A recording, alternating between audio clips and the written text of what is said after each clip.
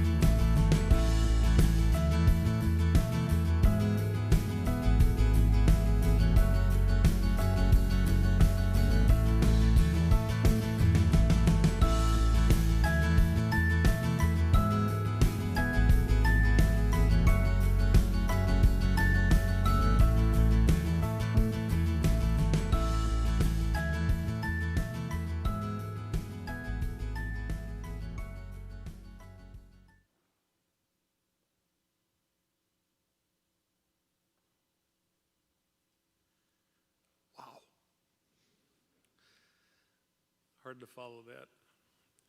But we're going to. We just miss him so much. We just miss him. So we've got a couple of Kevin's neighborhood buddies. They're going to talk. And for Kevin, it was all about the neighborhood kids. All about the neighborhood kids. And so, Zach, you want to come up? Zach Berger.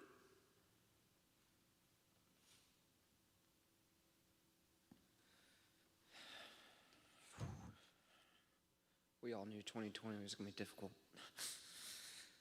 I want to thank everyone for being a part of this today.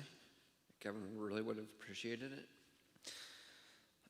Let's talk about Kevin James Romano for a minute. It was honestly really hard writing this. I procrastinated because I knew how hard it was going to be. I can't recall my first memory with Kevin, but it had to be in the first grade in Miss Lockerby's class. I remember me and Miles were friends by then. And then, in second grade, all three of us were in the same class. We got in so much trouble. So much, I'm not even going to talk about it. Some other great memories I have of Kevin and of our friendship with all of us. We used to go fishing with my dad a couple times back in the day. I remember one time, my mom said, "Don't you dare go to the creek." Well, we do. We went to the creek. We had this vine that we knew about that we used to swing from. Of course, I went face first into the creek, and our trip had been canceled that day to go fishing. Kevin was such a prideful person. He always took care of his things, like his famous royal blue diamondback bite. He used to wash it every week. One time, Daniel stole it. He wrecked it, ramping on this big old wood chip hill back by Arcado. Kevin tried to claim an insurance, get on it. I also remember Kevin was such a great friend. Yeah, he used to give me a ride in his Auburn Pearl Sky Lexus. Very distinct color, everyone. So my mom didn't have to take me to school as a senior. Kevin was such an athlete and competitor. He was so strong, he had world records. He always beat me at bowling, around the world, jumped 21. Made me hate basketball.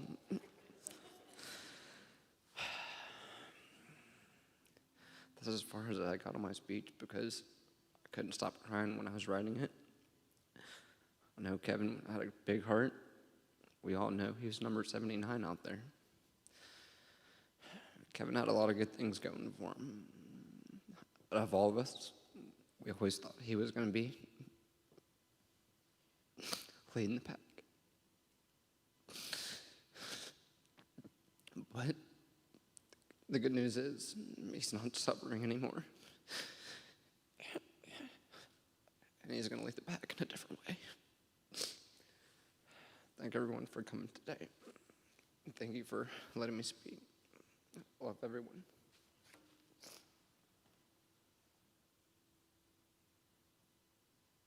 Thanks, Zach. Appreciate it. Miles Kendall.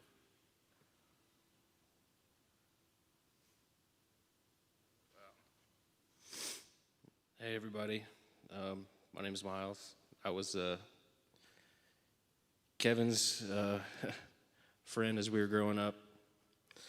It's surreal being in this place, actually, because Kevin's parents used to drag me here to go to church. And we went to vacation Bible school here. Excuse me. So I was going to play a song up here but last time I sent Kevin a video of me playing, he simply replied, "That's not very good, honestly." I had to laugh. You don't get that honesty from most people. Kevin has a heart of gold, and he is one of very few people whose opinion I respect. Kevin was smarter than all of us. You could put anything in front of him, and he would have it figured out in no time. And not only that, he would have built his own. As quickly as he figured it out, he would quit whatever it was and move on to the next thing. We all know that Kevin was like a baby bull, literally like the strongest person I've ever known. When we'd be hanging out, I would try to knock him down as a goof, and I would just bounce off him like a little child. He was a man amongst boys. I'm pretty sure he looked exactly the same ever since he was in 5th grade, beard and all. And I'm still trying to grow mine. Kevin was one of those people to me that no matter how long it has been since I've seen him, it's like we've been hanging out every day. We would just talk about nothing and laugh at the absurdity of the world. Rare person he was. You know, I grew up with Kevin. We played football in the streets and made forts in the woods. I have a million stories stored in my brain of the good times and the not so good times. Some that I could tell you and some that are just for me. I love him like a brother, and the world is worse off without him, that's for sure. Kevin, if you were here right now, I would hug that big old neck and tell you how much I love you and how much you mean to me and my whole family. I just wanted to say a prayer for everyone here and everyone who might be going through some sort of anything, you know. Father, this prayer is for everyone that feels that they're not good enough. This prayer is for everybody that feels like they're too messed up. For everyone that feels they said, "I'm sorry" too many times. You can never go too far where you can't come back home again. Deliver us serenity, deliver us peace, and deliver us love. You know we need it. Love you, Kevin. Thank you for letting me speak.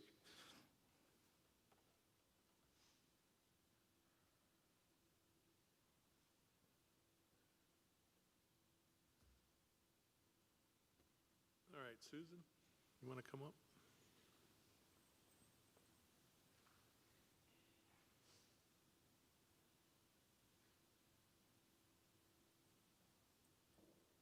Hi, everybody.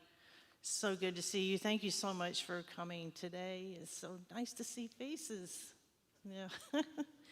Yeah, we've needed this day, this closure, for a long time. It was devastating when he passed, and it was like, that's it. He's just gone, you know? And it was just so cold. And so we need this today, so thank you for coming and sharing with us. I'm going to take you through a little bit of our journey because so many of you have been on it since day one with us.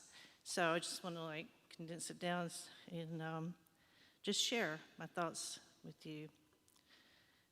On July 17th of 2016, our family started down a path that no one could have ever imagined. Kevin was living and working in Columbia, South Carolina. He became ill, and so we went over, we took him to the emergency room. He was hospitalized in ICU for 6 days for respiratory failure. So we bring him home for him to heal and recuperate. He moved back to Columbia, but was there for only a short while until falling ill again. This is when our whole lives permanently changed forever. On May 8th, 2017, Kevin went into renal failure and also went into what the doctors call a compromised liver function.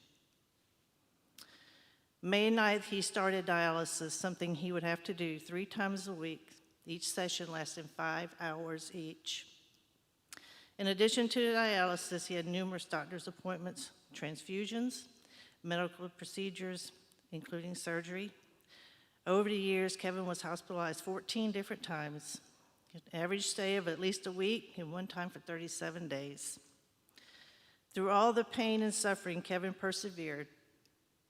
Even if we had to get him there in a wheelchair, he went.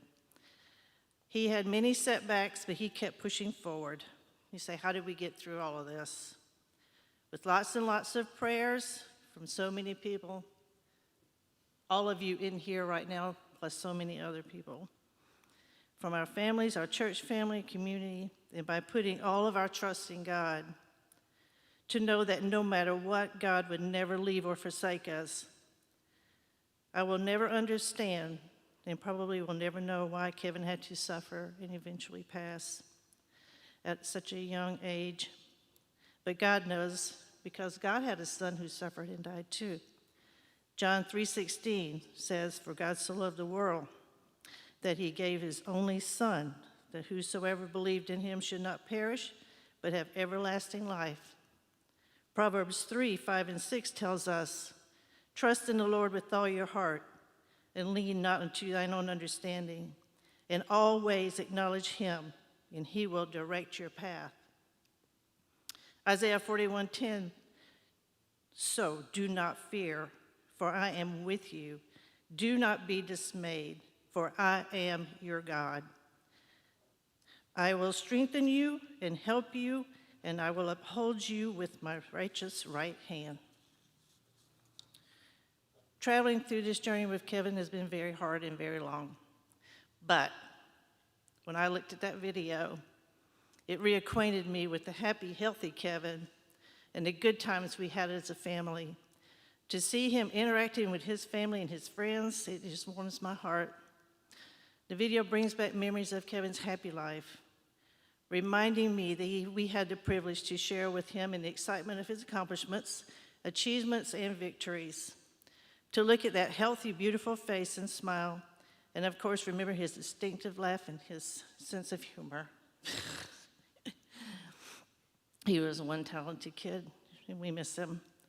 We enjoyed his life and feel blessed to have been able to go on that journey with him, for he is forever in our hearts.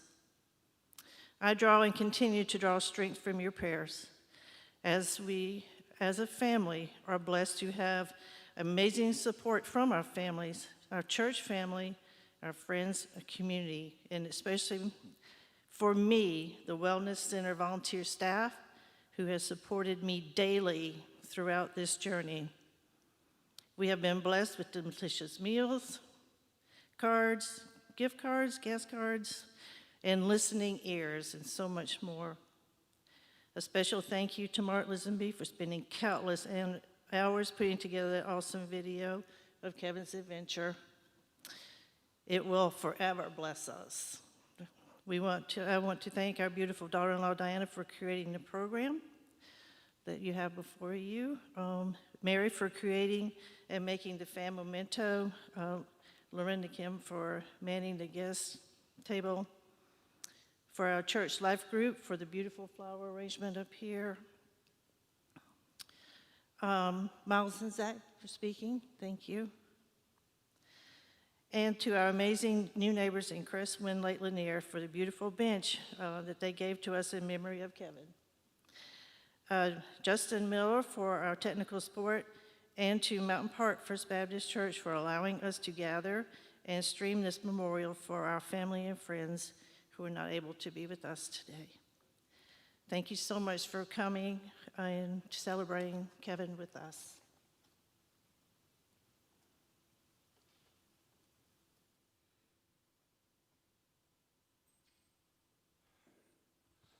All right, so if you knew Kevin, you knew he wouldn't wear a suit to anything like this if he didn't have to, so here I am.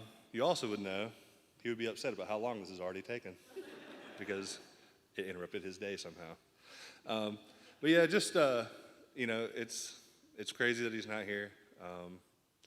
We loved him. I'm very glad that he's no longer hurting or suffering, but it doesn't really make it any easier. So continued prayers for the family and just, you know, everyone, thank you for everything you have done and will do. Piggybacking on some funny stories from Miles and Zach, because they literally were friends, been friends forever. I mean, it was hilarious. So on the bowling thing, a lot of people don't know this, they used to create fake email accounts so they could go bowling for free all the time. And they literally did that for like probably 2 years at least. So there's no telling how many emails you can't get anymore because they were getting free bowling. So just some funny stuff. Kevin was great. If you knew him, everybody says the same thing about him, which I think is a testament to him. He was a great kid. He was definitely strong. If I beat him in any talent, it was football, maybe. I don't know yet. He was just so talented. Anything he put his mind to, he could do. And I love him and I miss him. And I just thank everybody who could come.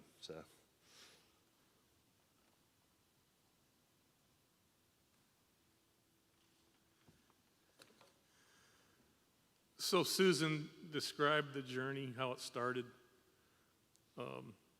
and what a tribute to Susan. She put her whole life into Kevin for 5 years. Every appointment, driving back and forth. She did everything. Every cry, every challenge, the good times and the bad times. She was with Kevin throughout all that, putting him in wheelchairs, calling 911 when he fell. Every day was a different challenge. Every day. We never knew it was going to happen. I'm not going to go into the detail of it, but it was difficult. And she dedicated her life to it. And when Kevin passed, we didn't know what to do.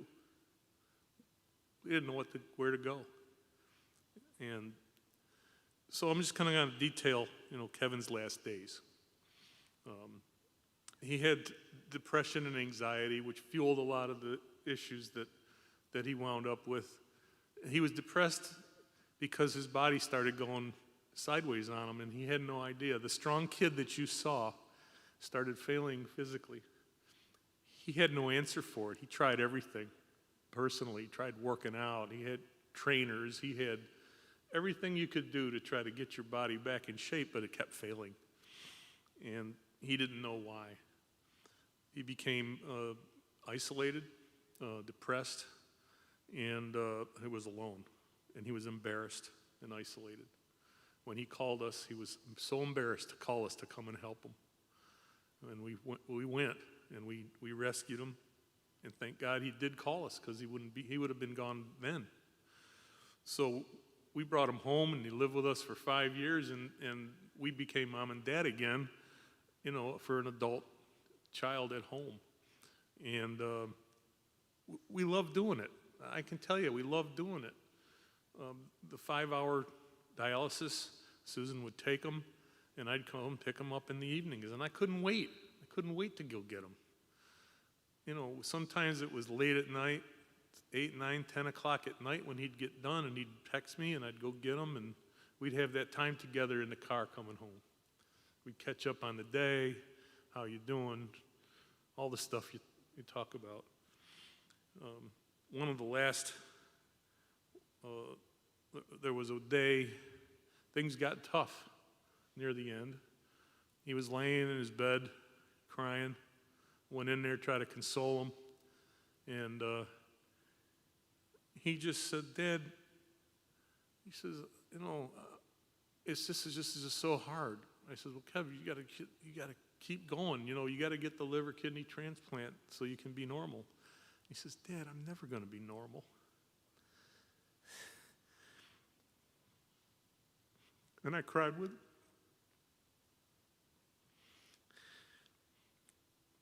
Who's normal? Who? He was not normal. He was extraordinary. All the things he did, all the things he could do. He was like a supernova in our lives. He came in, he brightened up our lives, and then he was gone.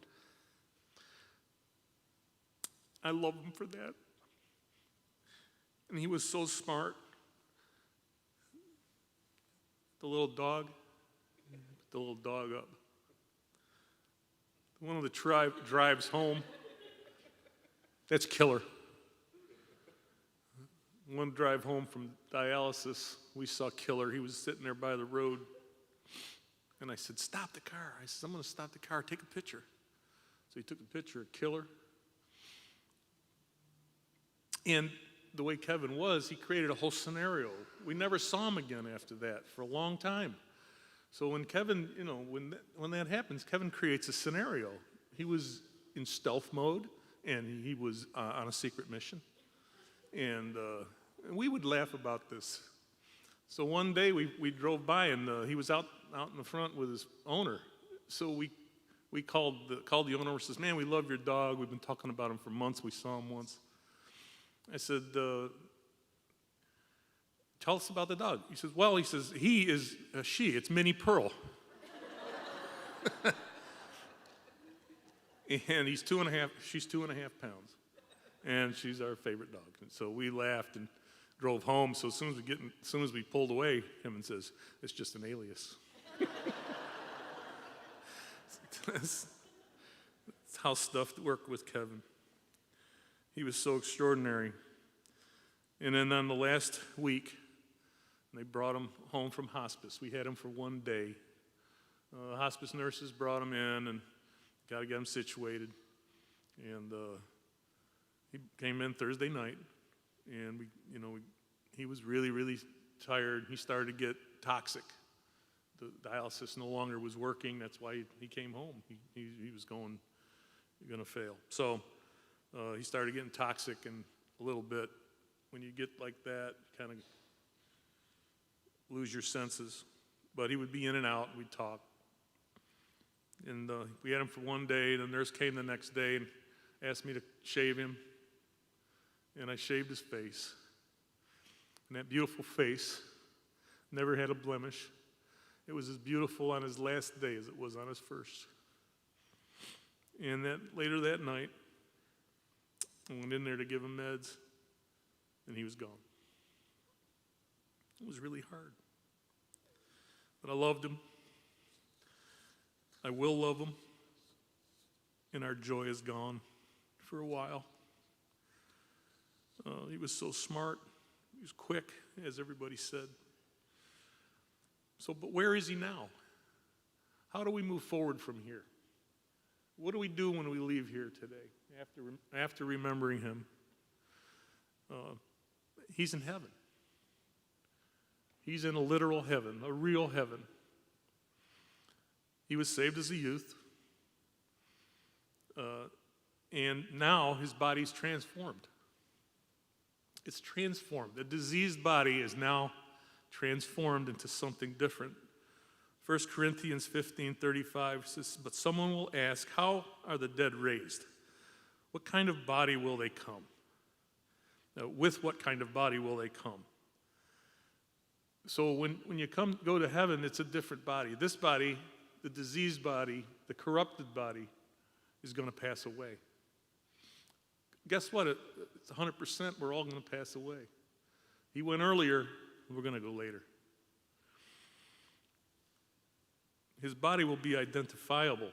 We will know him when we get there. We're going to know him. 1 Corinthians 43 says, the body's sown in dishonor, it's raised in glory. It's sown in weakness, and it's raised in power. It is sown a natural body, but raised a spiritual and holy body. And then Philippians 3:20 and 21, "But our citizenship is in heaven. We eagerly await a Savior from there, the Lord Jesus Christ, who, by the power that enables him to bring everything under his control, will transform our lowly bodies so that they will be like his glorious body." Our bodies are going to be transformed into a body like Christ. That's our hope. That's our citizenship. That's where we're going. We got to get on board with that, folks, because I want to see Kevin again. We're going to have a different kind of body.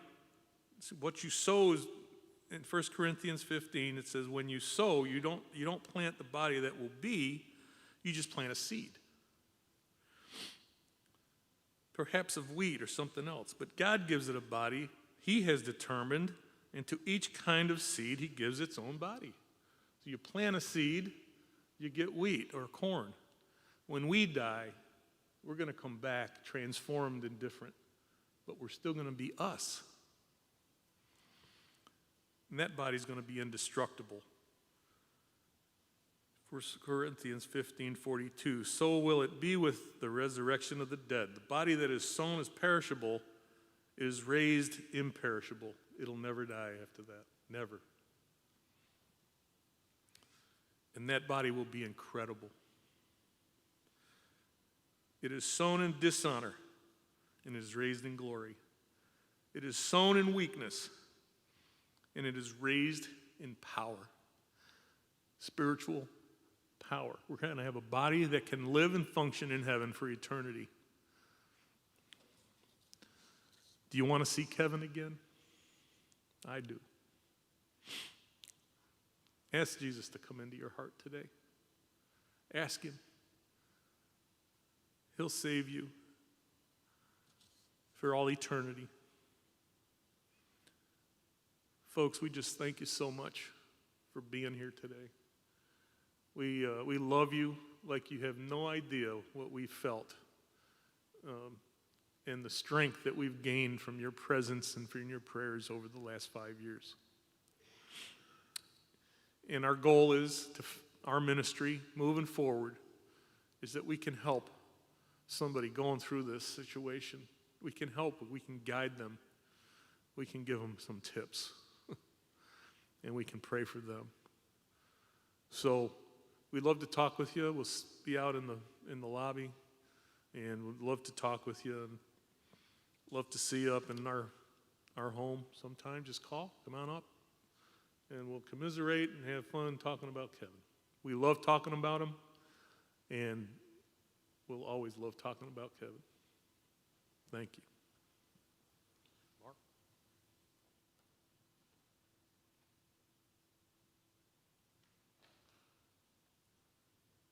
Well, Matt, Kevin may be upset this isn't over yet, but here I am. You know, Zach, you said 2020, we weren't expecting this, and we certainly weren't.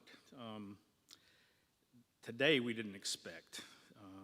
I really was going to try to memorize my talk today, but I remembered that I don't remember very well. So I'm going to read a few things and try to get us all out of here so we can enjoy the day and talk about Kevin some more. Well, isn't this something? We're living in the middle of history being made. In 2015, I doubt that any of us saw our 5-year plan that we were going to be wearing masks. And I don't think most of us thought we'd be sitting here today in this place for this reason. Yet, here we are. I want to thank you for being here, just like Jack and everyone else has said. Thank you for being here. And for those of you watching online, we thank you as we've celebrated the life of Kevin. My wife, Mary, and I consider Jack and Susan to be our very best friends. And really, they're more like our family. By extension, Matt and Kevin became important to us as our friendship grew. Our friendship began through the Parkview football program, Go Parkview, back in the early part of the 2000s, and it was a great time of excitement as Parkview won several state championships. And our friendship grew due to our common respect for one another and our common love of family and friends. Well, when Jack and Susan began to deal with the sudden change in Kevin's health, we watched them begin to build a bridge. The bridge took them from their normal life into Kevin's new life. It started with a call from Kevin, who was living in Columbia, South Carolina. He was sick. He needed them. They found Kevin and decided quickly that he needed to be back home with them as they evaluated his condition. In the beginning, they pretty much put their lives on hold in anticipation of helping Kevin return to full health. However, Kevin's body had a different plan, and his family had to adapt. Dialysis became a regular event during the week, and it certainly helped, but one time, Kevin hallucinated about people coming into their home, and he even called the police during that time. It was tough. This all took place during the time that Jack and Susan had sold their house here in Lilburn, and they were building a new home in Gainesville. Kevin continued to need constant medical care, and both Jack and Susan unexpectedly became caregivers. They shared the responsibility of taking Kevin to dialysis appointments and then hours later picking him up. You've heard a lot of this. Bringing him home and then trying to have a normal evening became even more elusive. it became apparent that Kevin's condition was not improving. Meetings with Emory about organ transplants, trips to the hospital for emergency transfusions, dialysis 3 times per week, and trying to maintain a normal work schedule really took a huge toll on Jack and Susan. Yet they continued, they persisted, they persevered, just as any of us parents would do, but it wore them slap out. But until you have done it or been a part of it, you really can't understand how much emotional and physical effort is expended. Jack and Susan did everything they could to keep Kevin as healthy as possible. Regardless of the cost, there was never any doubt that they would do absolutely anything they could for their son. The rest they had to leave up to God, yet here we are. So what can I say about Kevin? What closing remarks can I possibly add that would be of any significance? And I really don't know, but I'll offer these observations. Kevin Romano was the guy you wanted as a friend. Loyal, passionate, devoted, trustworthy, smart, creative, and hysterically funny. I can't remember specifically when we met Kevin, but it seems like we've always known him. He welcomed Mary and I in with that great smile and that firm handshake, and that was it. We were in. We were friends of his parents, and because of that, we were his friends too. Now, Kevin had this totally ninja way of slipping into a room. I mean, you'd be sitting there without Kevin, and then zip, there's Kevin. He would just slide in, noiseless and smiling. Whenever he was around, he would listen to our conversations, and he would always add to the discussion. He'd tell funny stories, visit for a while, then zip, he was gone. And then there was his laugh. It was like a stealth laugh. It would sneak out and get you. He made you laugh whether you wanted to or not. I said all of that to say this. We always enjoyed any time we were fortunate enough to spend with him. So as we've seen and heard, Kevin accomplished some amazing things, setting weightlifting records. That short guy had some power. He practiced, excelled, and checked that off his list. When he was through with an activity, that was it. He did all he wanted to do, and then he put it on the shelf.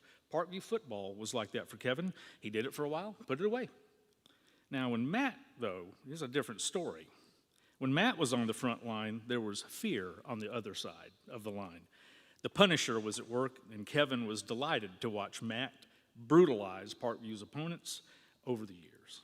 But Kevin was 100% fine with being Kevin right where he was. I recently learned that Kevin's middle name is James. Now, why I didn't know that, I don't know. I don't know everybody's middle name. I didn't know Kevin's, but I found out it was James, or is James. And coincidentally, Susan's father's name was James, so it's a fitting middle name for Kevin. So there's also a book in the New Testament that's named James.